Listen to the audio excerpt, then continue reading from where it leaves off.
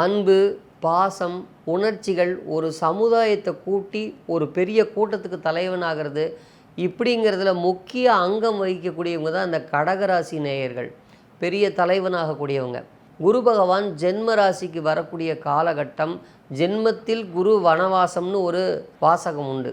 அப்போது நாடு மாறுறவங்களுக்கு நல்லது, வீடு மாறுறவங்களுக்கு நல்லது, ஊர் மாறுறவங்களுக்கு பொதுப்படையாக மாற்றத்தை தேடுறவங்களுக்கு நல்லது. இல்லைன்னா மாற வேண்டிய சூழ்நிலையை ஏற்படுத்தும் ஏதோ ஒரு ரூபத்தில். உங்களுக்கு நடக்கக்கூடிய திசாபுத்திகளை பொறுத்து இதோட வேல்யூ மாறிடும். இப்போது உடல்நிலையில் கவனமாக இருக்கணும். செய்தொழிலில் முதலீடு போடும்போது, கூட்டு தொழில் செய்யும்போது ரொம்ப ரொம்ப கவனமாக இருக்கணும். உடல் உபாதைகள் அதிகமாக வர்றதுக்கு வாய்ப்பு இருக்கிறனால எல்லா வயதினருமே உடல் நலத்தை ரொம்ப பராமரிப்பாக வச்சுக்கணும். மன உளைச்சல் மற்றவங்களால ஏற்படுறதுக்கான வாய்ப்புகள் அதிகமாக இருக்குது. இதுக்கு என்ன மாதிரியான ஒரு பரிகாரங்களை தேர்ந்தெடுக்கலான்னா, நிதானங்களை வளர்த்துக்கக்கூடிய தியானங்களை தேர்ந்தெடுக்கலாம். பெரியவங்களை கேட்டு முடிவெடுக்கிற வேலையை செய்யலாம்.